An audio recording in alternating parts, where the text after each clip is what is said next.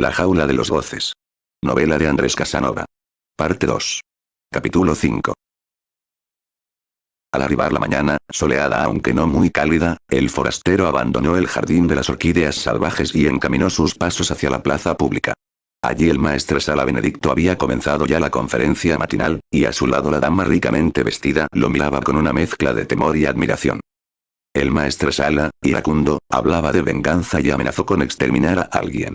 Sus asentaderas descansaban inquietas encima de las espaldas de una réplica en yeso del hombre del Cromagnon, y la dama le rogaba con señas desesperadas que se tranquilizara.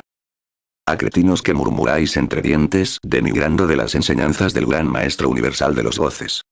Se enfureció aún más Benedicto, lanzándose de su cabalgadura. «Sabemos gracias a las diligencias del honorable mariscal Caibás et Jubitas», dijo, mientras llevaba la mano derecha hacia la parte trasera de los pantalones, que una exigua minoría alentada por forasteros generosamente acogidos en nuestro seno con la única exigencia de comportarse acorde a las reglas de vida cretinas, comenzaba a calmarse. La mano derecha se movía con evidente nerviosismo, ha dado en dudar de las verdades eternas proclamadas por el gran maestro en el libro de los axiomas tal como se las reveló hace 1000 siglos el Magister Dolus. Por lo tanto, muerte a los perros traidores. Gritó a todo el volumen que le permitía su tono de voz. Uno de los criados que asistía al maestresala alzó el brazo y todos los mendigos se lanzaron al suelo, levantaron una pierna y corearon. «Muerte». El criado alzó ambos brazos y los mendigos se pusieron de pie. Los del sexo masculino flexaron sus cuerpos hasta esconder las cabezas entre las piernas y las hembras sacaron sus lenguas, gritando ambos grupos al unísono. «Muerte». El criado expulsó un gas sonoro y todos quedaron mudos, presas de la confusión. Esa señal no estaba codificada. El maestresala Benedicto aprovechó la vacilación momentánea de los mendigos para secarse el sudor de la frente. Clastor ginebrés, oculto detrás de un árbol, miró aquellos ojos ancianos y creyó descubrir en ellos el aburrimiento por el diario ritual. «Está bien», dijo Benedicto en voz baja. Sus hombros perdieron la posición erguida y comenzó a retirarse con pasos bamboleantes. Al terminar la conferencia los mendigos se agolparon frente a las ollas repletas con sopa de chorizos. Clastor, en cambio, no se movió de su puesto. Había comido y bebido hasta el hartazgo el día anterior, vestía ropas finas y elegantes, y no tenía deseos de encontrarse con la emisaría de Juan de Equidad. Ahora no sabía cómo emplear el tiempo disponible. Según el reloj de la plaza pública, único que marcaba la hora absoluta, hasta las 12 del meridiano disponía de 14.400 segundos para gastarlos a su antojo. Sabía por las indicaciones que le había impartido Salvador Lemur antes de salir del continente, que al rey Gaspar no le importaba si alguien se dedicaba a extrapolar semifusas con corcheas o a extraer paramecios en las aguas estancadas del río Achdos. En cambio, tenía prohibido usar las neuronas bajo pena de 50 puntos en la tarjeta de conteo por cada violación. Además, había sido impuesto por parte del cancerbero del hotel que debía respetar las leyes y decretos del formalismo como cualquier forastero, aun cuando se tratara del embajador de los universianos. Por todas estas razones, decidió cumplir con una obligación que venía aplazando desde la noche anterior. Presentarse en el Palacio Real para entregar sus cartas credenciales al rey Gaspar, quien desde que el gran maestro universal de los voces inventado por el maestresala Benedicto lo nominó monarca vitalicio, cada vez que recibía a un nuevo embajador el saludo de bienvenida era una pedorrera bastante sonora y tan pestilente que a todos hacía contener la respiración. Desde luego, nadie se atrevía a extraer un pañuelo en presencia del rey. Eso costaba 100 puntos en la tarjeta de conteo y adicionalmente una semana de reclusión en las Bartolinas carentes de puertas y ventanas. Llegó al palacio pasadas las 12. Previamente, había recorrido la zona céntrica de la ciudad y pudo admirar el volcán nevado, que fuera traído 500 años atrás desde la isla de las Rosas con el fin de emplear sus erupciones como fuegos de artificios para las celebraciones de los campeonatos de matadores de cangrejos. Delante del volcán se veía una rústica vivienda con el techo de zinc y reluciente y al fondo unos árboles frutecidos que sobrepasaban 2 veces la altura de la elegante construcción. El frente de la misma quedaba adornado con una rosaleda desde la cual los colores de las distintas variedades de flores pugnaban por destacarse unos de otros para admiración de los cretinos, quienes expresaban cada vez que observaban el conjunto en su habitual manera de hablar al revés. ¡Cuánta hermosura! Clastor ginebrés sospechó que detrás de aquel bucólico paisaje se escondía alguna trampa contra las personas de mirada ingenua. La dialéctica aprendida con Salvador Lemur le había enseñado que apariencia es lo externo, pero que adentrarse en la esencia significa llegar a lo interno, por lo que solicitó al cancerbero pasar a la vivienda. Este le contestó: «No». Pero cuando Clastó le hizo la señal secreta de la Sociedad Universal de los Goces, le franqueó el camino. Colocar el ginebrés un pie en el umbral de la puerta, adelantar el otro hasta quedar dentro de una sala teñida con luces artificiales y recibir un macetazo en plena frente fue un acto indiviso. Aunque trató de ponerse en guardia, bien pronto quedó tranquilo. Un fornido leñador, acercándose a él, le pidió disculpas y lo ayudó a levantarse. En el instante, continuó golpeando con el cabo de su hacha al hijo, llamándolo vendedor de tu madre y otras delicadezas que obligaron a Clastó el ginebrés a taponarse los oídos. No quiso continuar experimentando y se retiró del lugar convencido de lo acertado del aforismo que reza: las apariencias engañan. En el Palacio Real el reloj del rey Gaspar señalaba apenas las 7. Por tal motivo, el embajador tuvo que esperar paseando por los jardines en compañía del canciller del reino y comprobó cuán diferente era aquí el clima al del resto de la ciudad. No hacía ni frío ni calor, o mejor dicho, hacía lo que cada cual desease. Dos atletas corrían alrededor de una pista asfaltada abrigados en gruesas chaquetas de piel de oso, mientras una señora gordiflona tiritaba de frío a la orilla de un estanque entretenida en comer chicharrones de albaricoque. Hacia el fondo, en un parquecillo, 3 doncellas se abanicaban desesperadamente sin dirigirse palabra alguna. Clastó el ginebrés no podía ocultar su admiración. Desconocía que este asunto del clima a elegir por los moradores del palacio era un invento personal del rey, a quien suponía un ignorante cachanchan, sin saber que gracias a su celo profesional había logrado librar al país de la exportación del vino de la felicidad. Porque el rey Gaspar, aseguró convencido el canciller del reino, conocedor del punto de fusión exacto del espíritu del vino que el Magister Domus había inventado para sustituir el agua del río Axdos, hizo construir retortas y matraces para destilar el vino de la felicidad en estado puro, sin mezclas. Tal era la exigencia de la Sociedad Universal de los Goces para colocarle en la etiqueta la leyenda de consumo obligatorio, y de ahí a llenarse las arcas del reino fue cuestión de días. ¿Y conoce el excelentísimo embajador acerca de la invención de los hornos por parte de su majestad?, interrogó el canciller Cornelio Huerta, y al advertir el asombro en el rostro de Clastó, abrió un libro titulado Historia Oficial de Creti y luego de hojearlo durante un rato, leyó. Según refiere el gran maestro, desde el año 100.000 ya los mulomines y sebrenios, pueblos de salvajes, habían desarrollado la fabricación de pan empleando una fórmula secreta sobre la base de trigo mezclado con ajonjolí y aserrín de madera blanda. Poco a poco, la industria fue mejorando su equipamiento tecnológico, aunque adolecía de un defecto. Por no haber sido descubierto el fuego, los panes no se cocían y era bastante incómodo trasladar un pan que se dividía en millones de partes. Los isleños rosinos, andando el tiempo, probaron abrir un hueco en la tierra, echar adentro los panes, cargar el hueco con leña y taponarlo de nuevo con paja y arena, a consecuencia de todo lo cual vino a descubrirse un elemento de suma importancia para la evolución futura de la humanidad: el carbón. Sin embargo, no sería hasta 50.000 años después que habría de concretarse el invento del pan cocido. Nuestro eterno rey Gaspar hizo fabricar los hornos con ladrillos refractarios, le adicionó una especie de embudo para el escape de los gases nocivos y así ejecutó el milagro de la reproducción de los panes. Acostumbraba a estudiar en horas de la madrugada, momento elegido para evitar las indiscreciones malsanas a que son proclives los criados, el códice secreto escrito por el gran maestro, y al llegar una noche al capítulo titulado sobre el descifrado de lo oculto, su majestad intuyó de inmediato las reglas de interpretación, de manera que, al lanzar los dados cabalísticos encima de la mesa de trabajo forrada con un tapete verde, los mismos le depararon el siguiente resultado. El dado azul celeste cayó encima de las protuberancias púberes de Virgo y el orlado de estrellas se posó sin violencias bajo el signo de Capricornio. Ya está, redondeó la idea nuestro sabio rey en las interioridades de su cerebro. Al llegar a este punto de la lectura, sonó una campanilla de manera insistente y el canciller se deshizo en explicaciones corteses antes de salir corriendo hacia el edificio principal del palacio.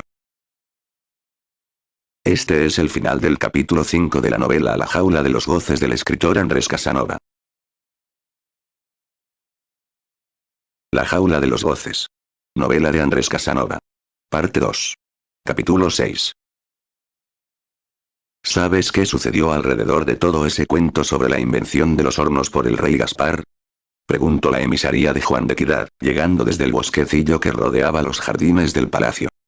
Clastó no podía creerlo. Era tan grande el poder de Juan de Equidad y los suyos que lograban burlar la vigilancia de los guardias palaciegos y entrar a la vivienda del rey sin ser advertidos. La muchacha no le permitió exponer sus dudas en voz alta. Deja el asombro a un lado y escucha cómo ocurrió en realidad ese asunto del horno. La muchacha sonrió coqueta, invitándolo a tenderse a su lado en la tierra desnuda y le habló largamente de la campanilla con que el rey Gaspar solicitaba la presencia de sus secretarios del gobierno. Cada uno poseía una música especial para ser llamado, lo cual constituía un gran honor. No se trataba de una campanilla de burdo metal bronceado, que va, sino de oro refinado, sin impureza alguna. Las campanillas de bronce solo se empleaban para llamar a los criados, y fue una de esas la que agitó el rey luego de dar 2 sonoras palmadas y haber dicho, ya está, al observar que el dado azul celeste había caído encima de las protuberancias púberes de Virgo y el orlado de estrellas reposaba sin violencias bajo el signo de Capricornio. Apareció frente a la puerta principal del laboratorio real un viejo renqueante con los ojos lacrimosos y el rey Gaspar le ordenó localizar vivo o muerto, dentro o fuera del palacio, dormido o despierto, aunque se hallase en una posición indecorosa, a Benjamín Toresano. Sí señor excelentísimo y sabio rey eterno Gaspar único, soberano por la gracia del gran maestro universal de los voces, contestó el criado respetando los formulismos de la casa real, aunque para sus adentros iba rezongando que este huébedo de la grandísima yegua lo traía hasta los escrotos con sus órdenes de toro semental y otras lindezas que acostumbraba murmurar entre dientes. En una oportunidad, ya había sido sorprendido personalmente por el mariscal Caibás Jubitas renegando de su condición de servidor de un loco, y a pesar de ser amigos porque el criado mantenía gratuitamente provisto de vino de estrellas al jefe militar, le advirtió que de escuchar de nuevo tales ofensas le iba a endilgar 100 puntos en la tarjeta de conteo, amenaza que de cumplirse arruinaría a este viejo, perro fiel de los caprichos del rey. Tendría que unirse a los mendigos de la plaza pública, quienes lo esperaban con los brazos abiertos desde cientos de años atrás con el objetivo de arrancarle uno a uno todos los pelos de su abundante cabellera. Sabían que había obtenido su actual cargo de cancerbero mayor de palacio como pago a la información que brindó acerca de la primera expedición de Juan de Equidad procedente de la isla de las Rosas para liberar a los cretinos del cumplimiento de los formulismos. A la medianoche del día anterior apareció Toresano con el pecho marcado de cardenales y una borrachera de estrellas que lo hacía balancearse. ¿Dónde estabas?, preguntó fiero el rey, poniéndose de pie y jugueteando con una fusta de cáñamo con la cual castigaba a los príncipes del infantado. En el bar de las orquídeas salvajes, mintió Benjamín Toresano. De haber confesado que lo habían encontrado en el faro de Mustelier y 2 fornidos guardias habían tenido que desacoplarlo una prostituta, el rey lo habría expulsado de inmediato de sus predios. No admitía que sus secretarios del gobierno se mezclaran con la plebe, lo consideraba nocivo para Creti. Los dioses debían mantenerse alejados de los mortales, acostumbraba decir cuando los reunía en el Real Consejo. Ya está, muchacho, dijo cariñosamente Gaspar. Ahora despierta porque voy a revelarte un secreto que me ha enviado la Sociedad Universal de los Voces. Vamos a fabricar panes. Es una gran idea, se limitó a contestar Toresano con deseos de comunicarle que el invento del pan era tan antiguo como los viajes extraterrestres, pero no tuvo ánimos para ello. Un buen consejero, lo sabía, debe aprobar todas las ideas que le consulte su jefe sin a su consideración sin oponer reparos. Acabo de inventar los hornos de leña, continuó el rey, eufórico, mostrando unos planos perfectamente mal dibujados por su mano achacosa. Es una gran idea, repitió Benjamín fijándose en que todas las medidas estaban incorrectamente acotadas. Observa este detalle, señaló con su dedo sarmentoso el monarca. Por la aspillera saldrá el humo para que los panes no se chamusquen y la denominaremos, dudó unos instantes, simulando que pensaba. Ya sé. Chimenea, que viene de nuestro idioma matriz, derivado de chimes, lo cual significaba humo y unido a la declinación neas, que designaba la capacidad de los cuerpos para escapar al espacio. Es una gran idea, recalcó Benjamín Toresano por tercera vez con seriedad, aunque para sus adentros reía a carcajadas tan estridentes que se vio obligado a apretarse el estómago. ¿Qué te ocurre?, indagó preocupado el rey Gaspar. Estoy superlativamente admiradísimo de su genialísima idea, lo tranquilizó Benjamín al comprender que el rey habría sentido mucho tener que deshacerse de sus servicios como consejero por burlarse de sus locuras.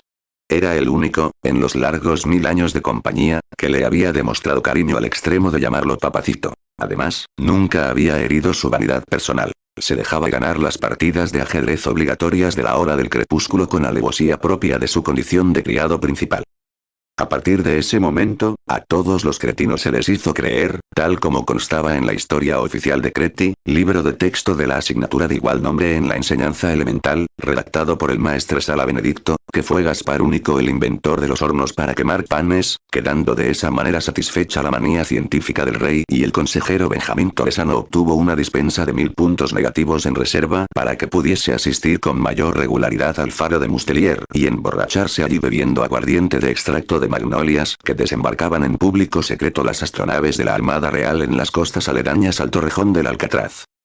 Clastó el ginebrés bosteza sin ponerse la mano en la boca después de haber escuchado el relato de la emisaría de Juan de Equidad, y es advertido por esta que debe tener más cuidado, pues según el maestre Sala Benedicto tal acción se interpreta de la siguiente forma. Quien bosteza en público demuestra padecer de incoordinación en los músculos del esternocleidomastoideo, amén de que se ha aburrido con la conversación que se viene sosteniendo en su presencia. Quien se aburre con una conversación cualquiera, suele aburrirse con todas las conversaciones sobre el rey Gaspar. Quien se aburre con todas las conversaciones sobre el rey Gaspar, se aburre por lo tanto de aquella historia que suele repetirse cada una hora por los canales de televisión de Creti en la que se relata que una vez su majestad fue a cruzar una charca y al ver su rostro reflejado en la misma el agua desapareció. De ahí concluye el maestre Sala Benedicto, dijo la muchacha poniéndose de pie, y Clastó la imitó, que aquel que se burla del rey demuestra desconfiar de su inteligencia, debiendo aplicársele la pena de 20 puntos sin derecho a apelación. Al escuchar aquello, Clastó el ginebrés trata de controlar una carcajada que pugna por salirle no de la garganta, sino de las profundidades de su estómago. Cuando logra dominarse, le pide a la muchacha que por favor le indique el lugar donde podría lanzarse un sonoro pedo sin temor a violar formulismo alguno, y la emisaría de Juan de Equidad le responde contrariada.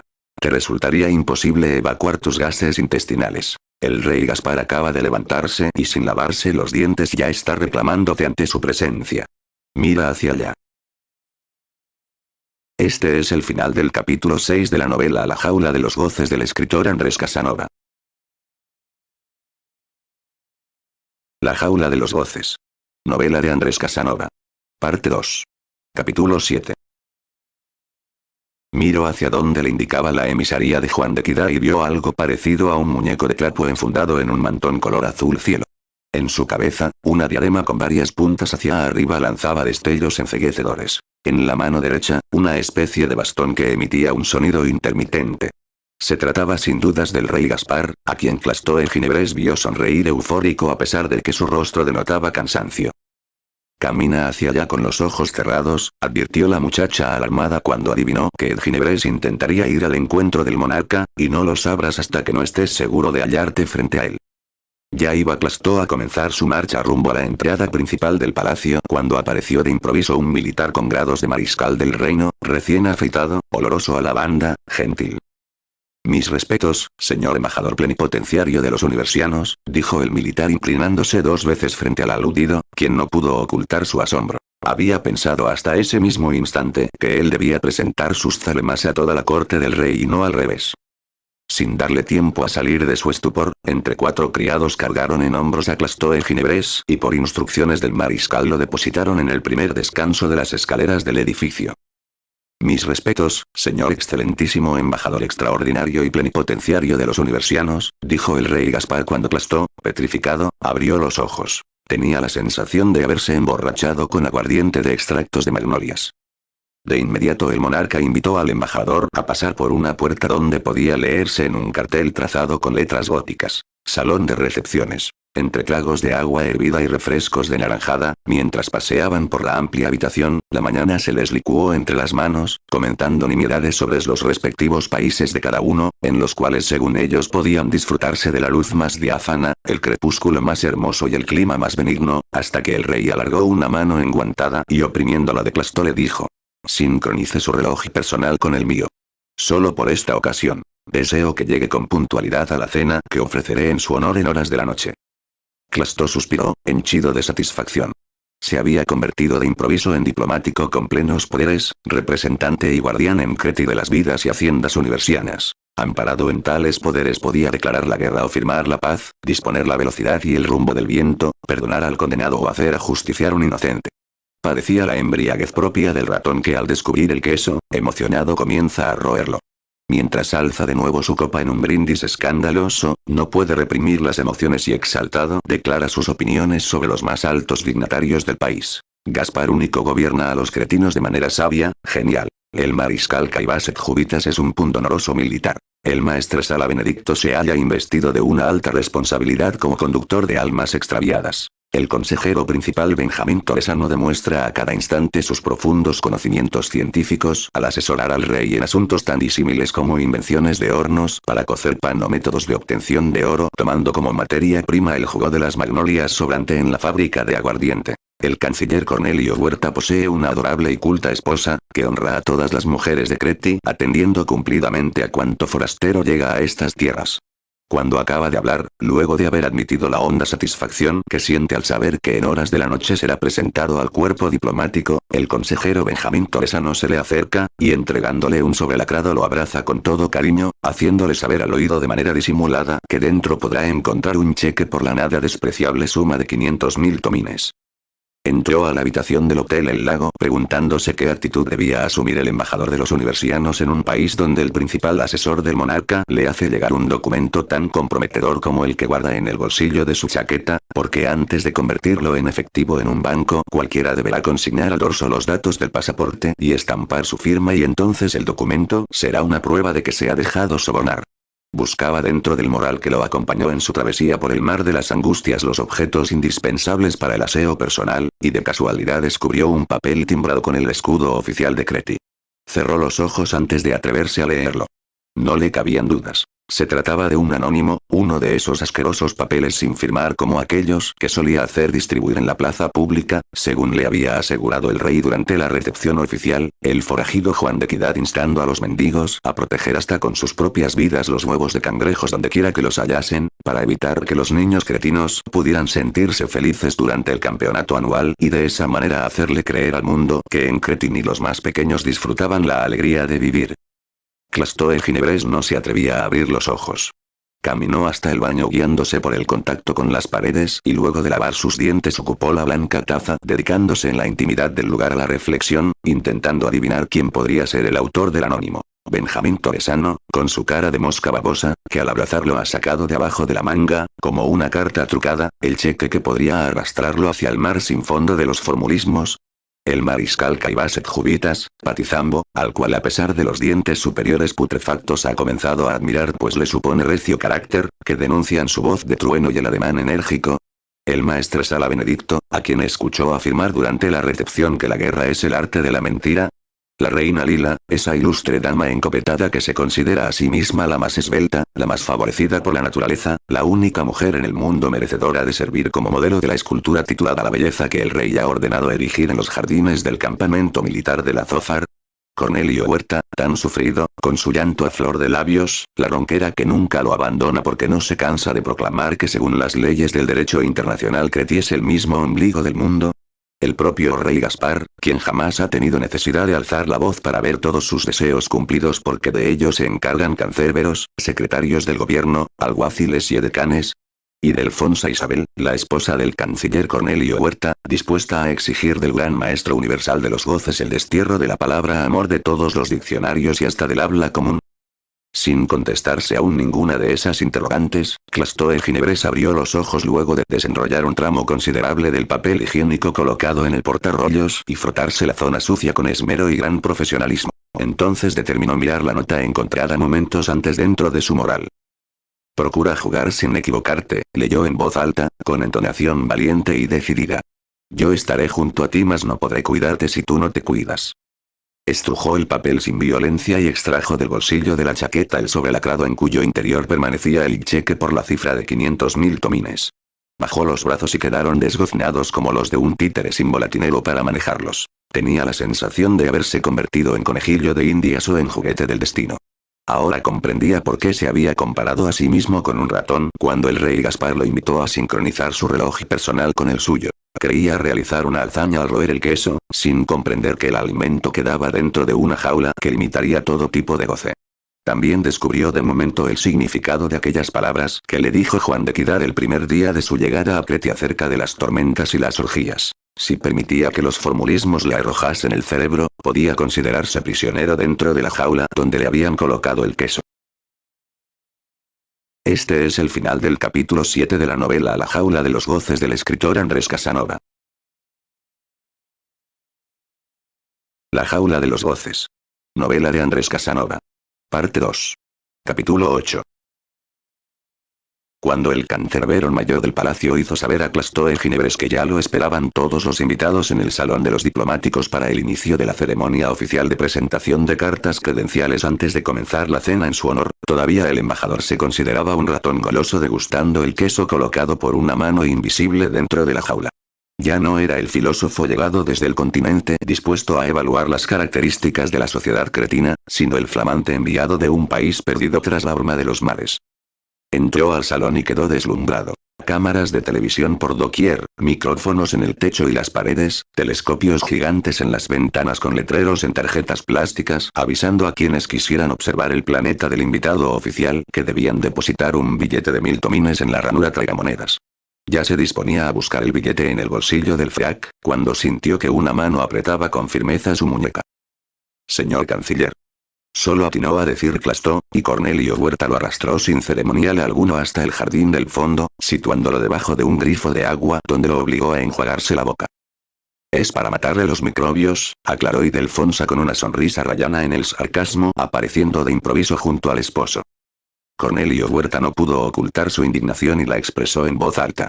A nadie tenía que ofrecer explicaciones sobre los actos suyos, porque como gran canciller del reino por la gracia soberana de su majestad Gaspar Único estaba investido de plenos poderes para imponer a los representantes del cuerpo diplomático acreditado en Creti sobre las costumbres del país. «Por cierto, señor embajador», sonrió Cornelio dirigiéndose ahora a Clastor, luego de flexionar las rodillas 2 veces seguidas y colocar una mano abierta contra el pecho. «Cuando se celebren las competencias de matadores de cangrejos cada primer día del mes, eliminatorias para el campeonato nacional, usted deberá colocarse al lado derecho de su majestad el rey en el palco real». Todo Zalemas, agregó que aquel sitio le correspondía como un alto honor por tratarse del representante del único país que mantenía relaciones diplomáticas con Creti y por tanto se le consideraba decano del cuerpo diplomático. «Desde luego», gangueó el canciller y el Ginebres creyó percibir en su tono la burla, «no puede faltar a ninguna competencia ni aunque se encuentre indispuesto. Comprenderá que resultaría doloroso para el rey que las cámaras de la televisión transmitan su imagen solitaria en el palco, sin la compañía de ningún forastero».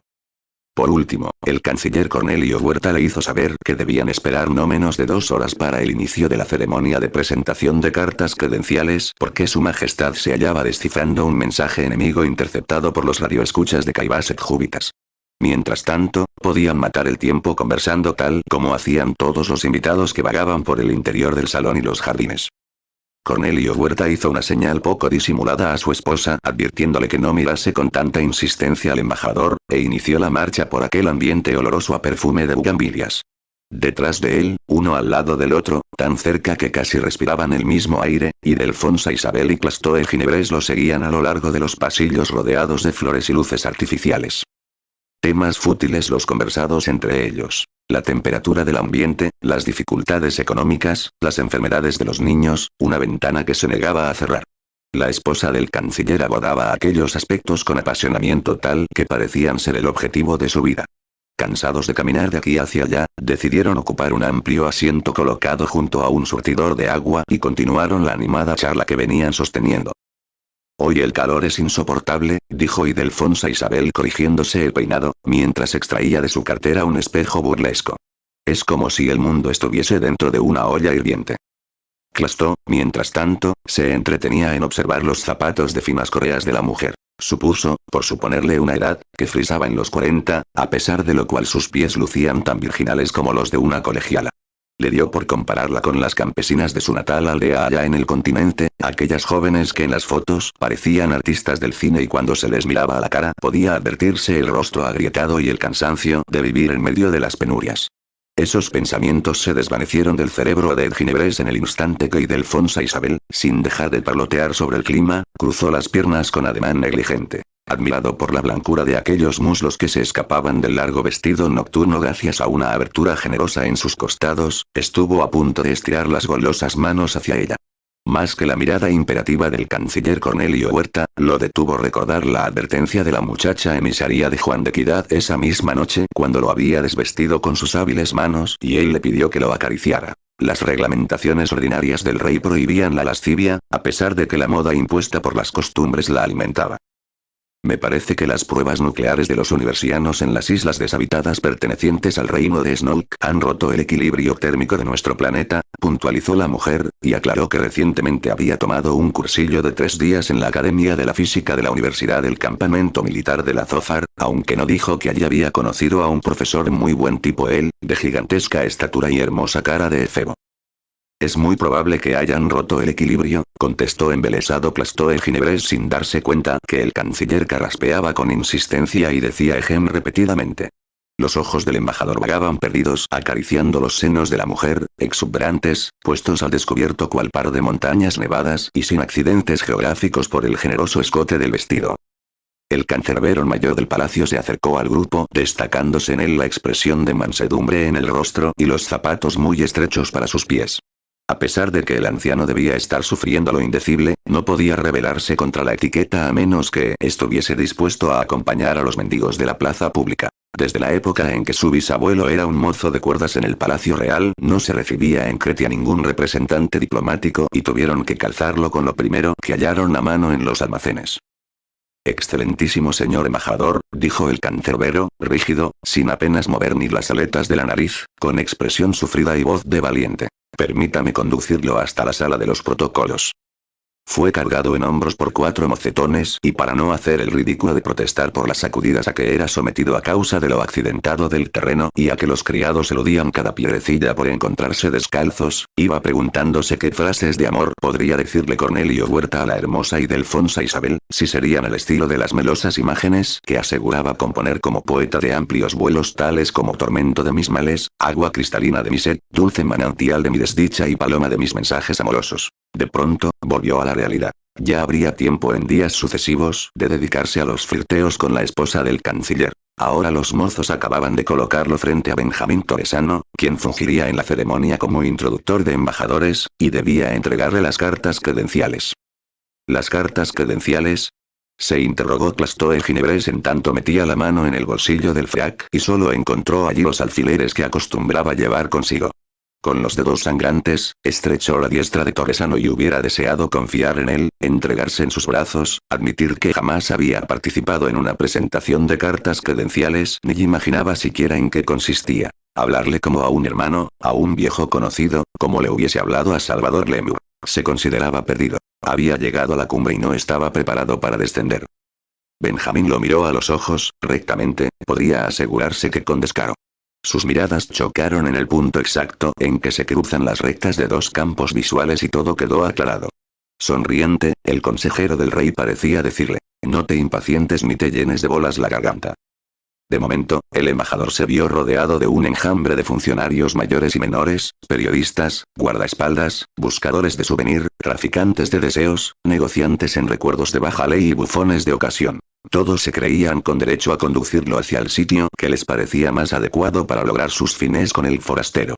Clastó, perdido dentro de sus dudas, no encontraba de quién sostenerse. El canciller del reino custodiaba a su esposa, pues el mariscal Kaibaset Jubitas estaba cortejándola con descaro. Le metía sus peludas manos por el amplio escote y reía alborozado mostrando al aire unos blancos senos apetitosos. Carcomido por la incertidumbre, Plastoe Ginebres cedió a la tentación de confiar en Benjamín Toresano, vencido por su sonrisa benevolente y por la contraseña que acababa de hacerle como gran contramaestre de la Sociedad Universal de los Goces. Eso bastó para que, dócil, permitiese que Benjamín se le acercara, le diese unas palmaditas en los hombros y lo arrastrara consigo hacia uno de los laterales de la sala. Una vez lejos de la turbamulta impertinente gracias a la ayuda de los guardaespaldas de las fuerzas especiales al mando del mariscal Kaibaset Jubitas, Toresano le alcanzó un vaso de agua hervida a Plastoe Ginebres, tomó otro para sí y agregó en cada uno el contenido de sendos sobres de celofán extraídos de sus bolsillos. En el acto, el agua se coloreó de rosado y burbujeante, invitaba a beberla por su olor a perfume de rosas. Cuando el Ginebres tragó, se vio a punto del desmayo. Alzaba ambos brazos, pateaba contra el suelo y un estertor pugnaba por salirle de la garganta. Aguar. Logró decir al fin, en voz tan baja, que uno de los sirvientes que merodeaba junto a ellos dudó antes de acercarse. Ya iba a escanciar en el vaso del anfitrión parte del líquido que traía en un pequeño recipiente cuando detuvo la acción. Aguardiente. Pudo articular la palabra completa el Ginebres y Toresano le ordenó la retirada al sirviente. Es aguardiente de extracto de magnolias, aclaró el consejero. No hay otra manera de emborracharse en este jodido palacio como no sea disfrazando la bebida. El rey Gaspar ha prohibido el consumo de alcohol. Clostó, advertido ya, probó de nuevo el licor y no le supo tan mal. Al tercer trago, la lengua se le puso estropajosa y las palabras le salían en torrente. ¿Cuándo aparece el payasón de tu amo? Indagó. SSSS, silbó Toresano. Los hombres de Caibás suelen disfrazarse de sirvientes. ¿Y las cartas credenciales? Preguntó en voz más baja. Le das cualquier papel. Es analfabeto y jamás ha recibido a un embajador. ¿Cómo podría pagarte lo que has hecho por mí? Preguntó preocupado. Ya había invertido 100.000 tomines en alquilar una sede diplomática y en el pago de empleados. Con tu amistad. Clostó el Ginebres movió la cabeza hacia ambos lados, indeciso. Necesitaba beber. Cuando se tienen una copa en la mano y 1000 dudas en la cabeza, pensó, lo más aconsejable es vaciar primero la copa y luego resolver las dudas. La amistad no tiene precio, trató de filosofar Clostó cabalgando encima del aguardiente de extracto de magnolias, y solo logró pronunciar una frase con olores a celebridad. En otra oportunidad, sin testigos cercanos, nos ocuparemos de esas minucias, sentenció Toresano en tono concluyente. Acaba de entrar su majestad el rey. Este es el final del capítulo 8 de la novela La jaula de los goces del escritor Andrés Casanova.